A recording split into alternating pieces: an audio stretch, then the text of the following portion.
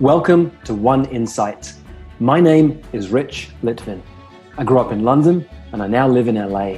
And this is a podcast for extraordinary top performers. You see, I've coached some of the most successful and talented people on the planet. I see what most people cannot see, and I dare to say what most people wouldn't dare to say. And what I know about success is that on the other side of it, it can actually be lonely. You can feel like more of an imposter the more successful you become. And when you're the most interesting person in the room, you're actually in the wrong room. I coach around insight. Life looks one way, something happens, the world looks different, and your entire world changes. It can happen in an instant. And this podcast is called One Insight because a single insight can change everything. How to be an overnight success in 20 years. This is the formula for exponential success.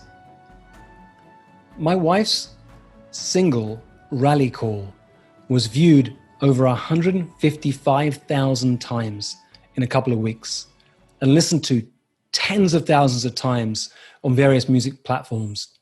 It's the most powerful song she's ever written. Monique's been on a journey to find and amplify her voice in order to help others find and amplify their voice for years. But I've been able to see behind the headlines to get some insights on her journey to success. What I'm about to share with you is what I first started to write about her just after her third album hit the number 2 spots on the iTunes jazz charts. Number 1, creator versus creative.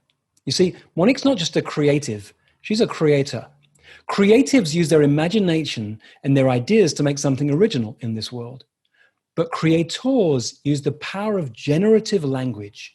They act without attachment. They set goals as a place to come from, not as a place to get to, and they do the work no matter what. If you're a leader, a coach, an athlete, an artist, or an executive, you need to be both creative and a creator. That's simple, but not easy. So here's the second point. Do you want to be successful fast? In less than a year, Monique wrote and performed a one-woman show that got rave reviews, won the Producers Award at the Hollywood Fringe Festival, and sold out at the prestigious New York Solo Theater Festival. In that time, she also wrote, performed, recorded, and released her third album, and it launched at the top of the charts in iTunes. All of that in a year. An overnight success, right? Well, let's find out. Now I'm going to give you Monique's 20-step formula to be an overnight success in 20 years. Number 1, love music so much as a youngster that you roller skate in the backyard for hours at a time to amazing musicians, but you're too afraid to admit out loud that you want to be a performer. Number 2, get a degree in mathematics at UC Berkeley because you're afraid to study music. Number 3, start a corporate career because you're afraid to be a professional musician. And number 4, quit that corporate career to be a professional singer even though everyone around you thinks you're crazy.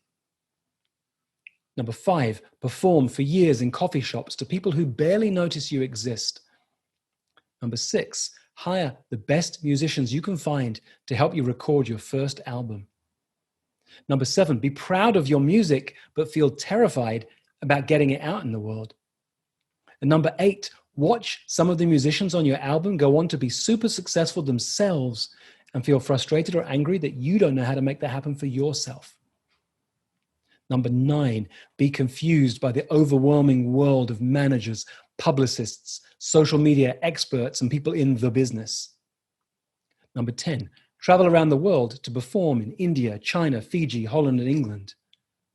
Number 11, record and release a second album, but still feel overwhelmed by the business of music. Number 12, take 10 years away from your career because raising your kids becomes your number 1 priority. And number 13, get a diagnosis of a desmoid tumor and decide it's time to be done with hiding and playing small. In early 2017, Monique was given the diagnosis of a desmoid tumor. Doctors told her that the best she could hope for was to take pharmaceuticals for the rest of her life and hope it stayed the same size. Second opinions recommended surgery. They'd need to cut out part of her abdominal wall. Now, Monique's an interesting character. She's got a master's degree in spiritual psychology, and she chose to listen to her inner knowing, her intuition. Spirit told her that she needed to ask the tumor what it was here to teach her, instead of blindly following doctor's orders. And she literally dialogued with the tumor. And she heard the message that she was hiding who she was. It told her that she could no longer protect others at her own expense. And it demanded that she speak her own true, authentic voice. And that's what she did. And by the way, that tumor has been shrinking for the past 3 years. Number 14, write a one-person show that's so deeply personal, it's terrifying to put out in the world. Number 15, create an album that mines the very depth of your soul. There are 4 more steps, and these are perhaps the most important. 5 more. Number 16, pay such close attention to the voices of self-doubt and negativity that scream so loud in your head, it can be hard to move. Number 17, feel a soul-sapping lack of confidence that makes it scary to even get out of bed in the morning. Number 18, be overwhelmed by crippling fear at the thought of having to keep showing up when you've failed again and again and again. Are you paying attention? These are important ones, right? Number 19, embrace the power of procrastination. It's really never so enticing to clean the entire house as the moment you want to sit down and create your art. Oh, and number 20, become a master of self-sabotage. Just when things are going great, allow fear and self-doubt to get in your way, slow you down, or completely stop you from doing what you know you need to do next. What most people never see is that, like all successful people, Monique has faced roadblocks and challenges and criticism along her journey. It's been hard, but here's the secret. The biggest roadblocks, challenges, and criticisms you'll ever face are the ones on the inside. The writer Stephen Pressfield calls this the resistance. Most of us, he says, have 2 lives, the life we live and the unlife lived within us. Between the 2 stands resistance. And while I celebrate Monique today, I've witnessed her on her journey. It's been challenging. It's been filled with ups and downs. She's faced self-doubt, self-sabotage, procrastination, overwhelm, fear, and failure. And as Pressfield writes in The War of Art, the professional has learned that success, like happiness, comes as a byproduct of work. The professional concentrates on the work and allows rewards to come or not come, whatever they like. There's a beautiful book with the title, After the Ecstasy, The Laundry. You know, the day after hitting number 2 on iTunes, Monique heard that her application for Grammy membership hadn't met their requirements, so she had to resubmit. And then we had to attend a parent-teacher meeting for one of our kids, and then we had a problem with our electricity bill payment. Most people think that success is a destination. Once I get there, I can finally relax. But I've coached some of the highest performers on the planet, from gold-winning Olympic athletes to Navy SEALs to British Special Forces operatives to multi-million-dollar business owners. And not one of them was ever ready to stop and put their feet up. Every one of them was a testament to the fact that success simply brings higher quality problems. Every one of them continued to face struggles on their journey. Every one of them carried inside a number of guilty secrets they thought they could never share with anyone. As Stephen Pressfield says, the struggle with self-doubt, self-sabotage, procrastination, overwhelm, fear, and failure is part of our journey. And it will continue to be part of our journey even after we've achieved the success we've been craving. Do you still want to be an overnight success? I can help. Just be careful not to get seduced by the stars on American Idol or the Facebook ads that promise you a blueprint to make millions. Overnight successes are most often 10, 20 or more years in the making. Here you go. Here's a formula for exponential success. Number 1, dream big. Your friends and family and community will encourage you to think small. That's okay. That's their job. They love you. So they want you to stay safe, to take no risks. But nothing significant was ever created without risk. So dream big. To paraphrase T.E. Lawrence, everyone dreams, but not equally. Those who dream by night in the dusty recesses of their mind wake in the day to find it was vanity. But the dreamers of the day are dangerous, for they may act their dreams with open eyes to make it possible. Tim Ferriss describes the impact of dreaming this big on achieving the impossible. He says, it's lonely at the top. 99% of people in the world are convinced they're incapable of achieving great things, so they aim for mediocre. The level of competition is thus fiercest for realistic goals, paradoxically making them the most time and energy consuming. The fishing is best, he continues, where the fewest goes. And the collective insecurity of the world makes it easy for people to hit home runs while everyone else is aiming for base hits. There's just less competition for bigger goals. Realistic goals, restricted to the average ambition level, are uninspiring and they'll only fuel you through the first or second problem and then you throw in the towel. Unreasonable and unrealistic goals are easier to achieve for yet another reason. Having an unusually large goal is an adrenaline infusion that provides the endurance to overcome the inevitable trials and tribulations that go along with any goal. If you're a coach, dream big and help your clients dream bigger than they've ever dreamed. Number 2, take tiny steps. It's counterintuitive, but the path to big dreams is paved with tiny steps. Every day, improve yourself by 1%. Every day, serve one person or create one thing. Every day, do one thing that makes you feel uncomfortable. I've written every day for over 12 years. I've published my writing every week for over a decade. Tiny gains are compounded. Tiny gains are compounded. As James Clear says, too often we convince ourselves that massive success requires massive action. We put pressure on ourselves to make some earth-shattering improvement that everyone will talk about. Improving by 1% isn't particularly notable. Sometimes it isn't even noticeable, but it can be far more meaningful, especially in the long run. The difference a tiny improvement can make over time is astounding. Here's how the math works out. If you get 1% better each day for 1 year, you'll be 37 times better by the time you're done. I know our brains as humans find it hard to understand compounding. Number 3, think long term. Patience and perseverance are muscles you need to build. Dan Sullivan teaches entrepreneurs not to focus on what they want to do this month, this quarter, or this year. Instead, he impresses the importance of building a vision for what you want to create in the next 25 years. Decide on the most important things you want to accomplish in your business and your life, and then decide you've got 25 years to accomplish them. Thinking so long-term frees you to dream bigger than you've ever dreamed. After all, with 25 years to accomplish them, the pressure is off. And since each quarter is 1% of 25 years, you don't even have to be perfect each quarter.